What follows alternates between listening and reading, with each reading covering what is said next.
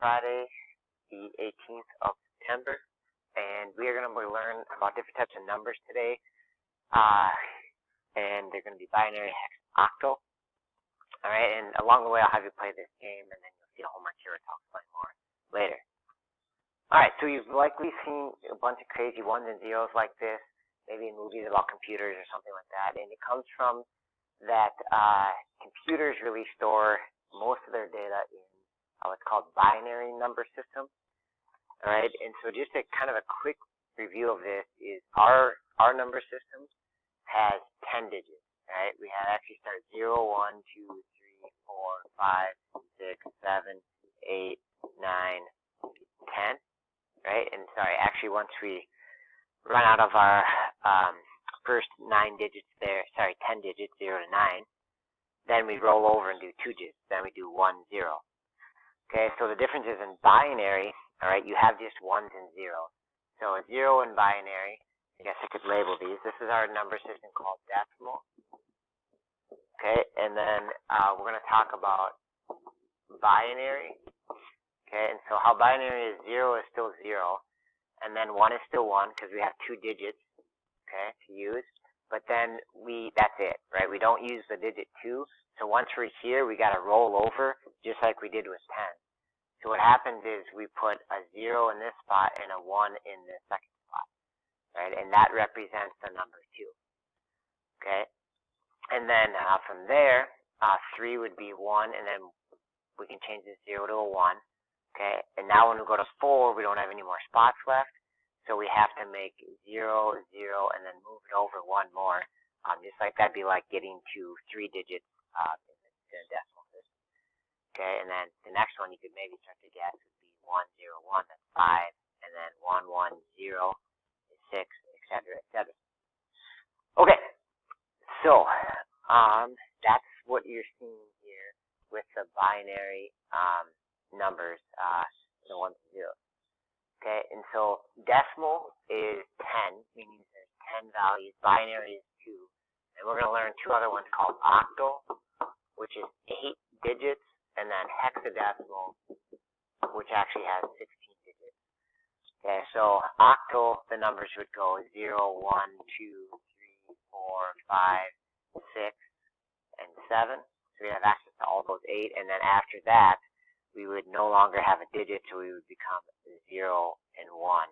That would be 8 in octal.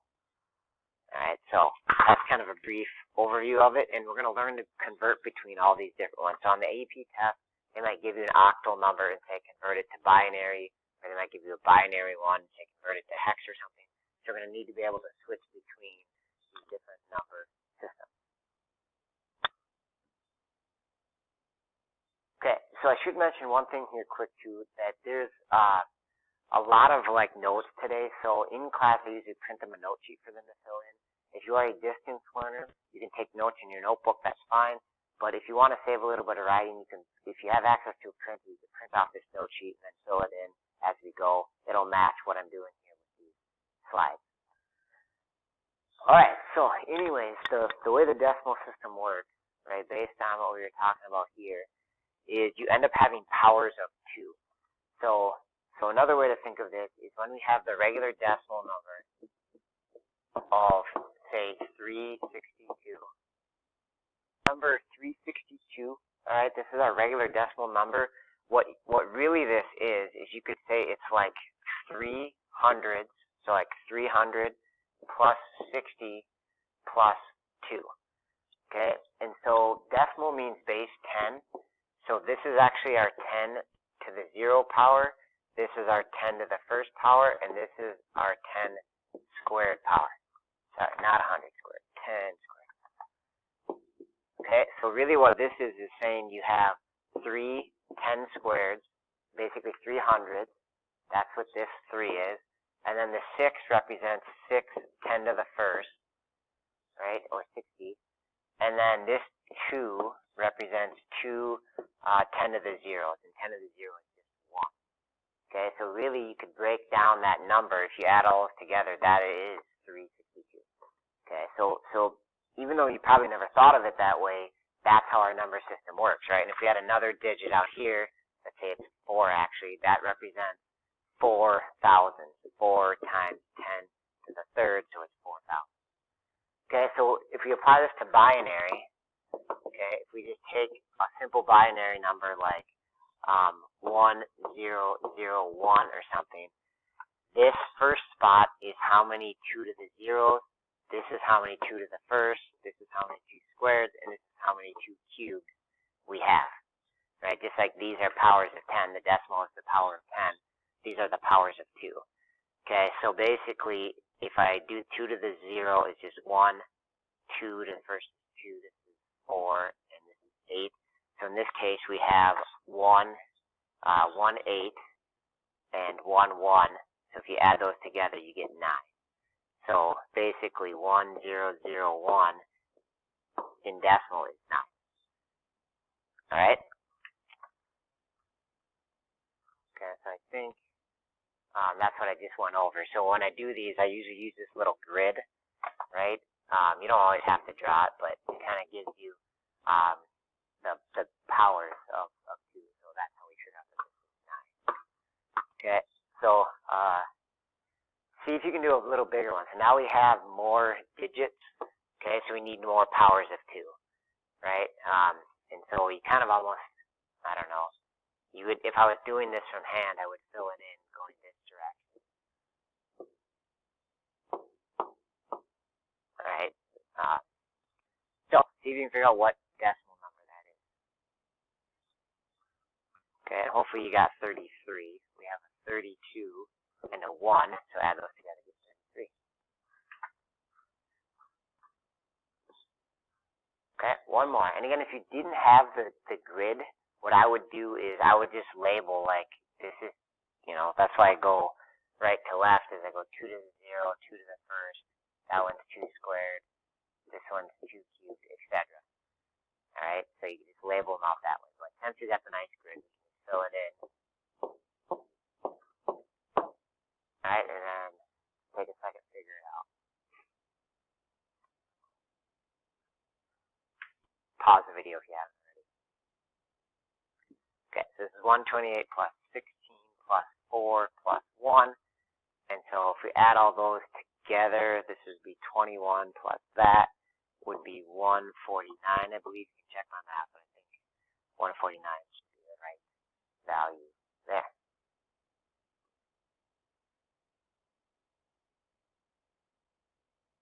Okay, so now going the other direction, right? So now we have, we did binary. We just did binary and converted it into decimal.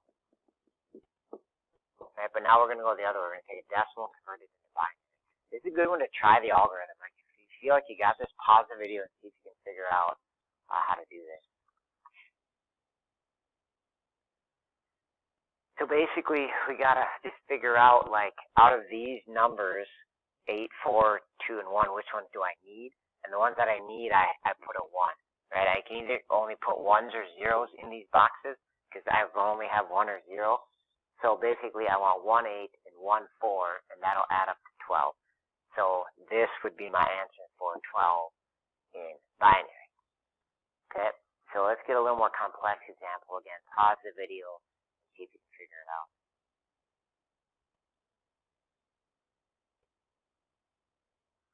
Okay, so basically, I start on the left now and say, do I need this 128, right? If I have 138, do I need to use 128? And the answer is yes, because 138 is bigger. So now I can say, okay, now that I used the 128, I started with 138, and I've already got 128, so that means I must have 10 left over. So I don't need a 64, I don't need a 32, I don't need a 16, but I do need an 8. That's the next one that's below 10. So I use an 8, and I take 8 off to have 2 left. Meaning I don't need the 4, but I do need the 2, and I don't need the 1. Okay, so in binary, 138 is 100010110. Alright, questions, comments? Hopefully we're okay on that. I guess you can't ask me questions because you're in the digital world, but just to have some fun with this, I'm going to have you take a quick break and play this binary conversion game. It's pretty fun. You'll get the hang of it. You just find the link on School with on it, and you just have to make the numbers. So let's see. So, oh man, I can't even see this. 9. So 9 in binary would be, let's see, I need the 8 and the 1. 8 is just the 8. This number would be, if I add 8, 4, and that'd be 15, I think. So I just got to type in 15 here. And then it goes away. I'm not sure what this is. Is this 0? These must be zeros. Yeah, zeros. And then that would just be 3. This would be 2. Blah, blah, blah, blah. You'll get the hang of it. So check out that link on the Schoology page and give it a shot before continuing to see the lesson.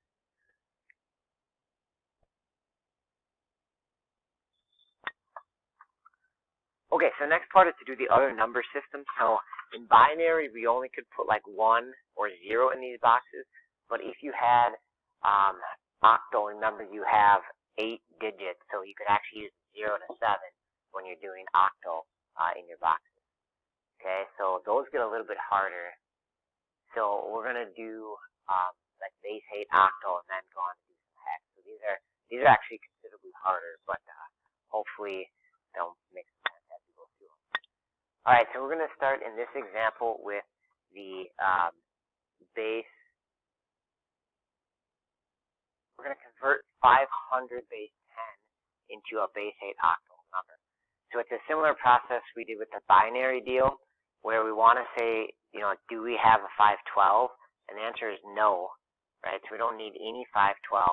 But then how many 64s do we need? So you basically got to figure out how many 64s will fit into 500, right? Because we can use up to 7 of them. So I would just say, like, maybe do 64 times. I don't know if we'll need all 7. I guess we could try. Let's see, that'd be an 8, a 2, that'd be 42, 44. So we could use all 7, right? So I'm going to put a 7 here, meaning 7 64s is 448. So now I would take 500 and minus out 448. Okay, so we have 52 left over, right? So then we say, okay, how many 8s do we need in this 52? And I think, what would that be? It would be 5, 6. I think 6 would work. 6 times 8 is 48. Okay, so we could minus those to get 4. Now we have 4 left over. So now we say, how many 1s do we need?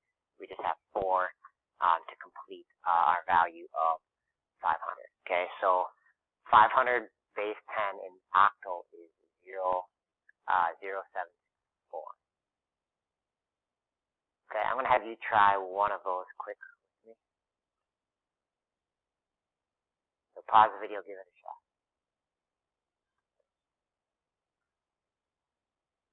Alright, so we need the 512 this time. So we're going to do 626 minus 512.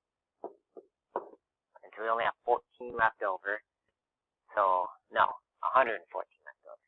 So that means I think we only need 164 because 2 would be too many. So I need this 164. If I had 2 64s, that'd be 128, and that'd be too much. So I'm going to minus these off. Okay, now I have 50 left over, so now how many 8s? And I think that would be 6 again. 6 times 8 is 48, minus 2, 2. So we have 2 left over for our single digit. Alright, so unfortunately I didn't get to it all here. This is kind of a longer lesson, but I want to do some hex stuff, maybe go the other way with octal. So I'm going to make a second video for you.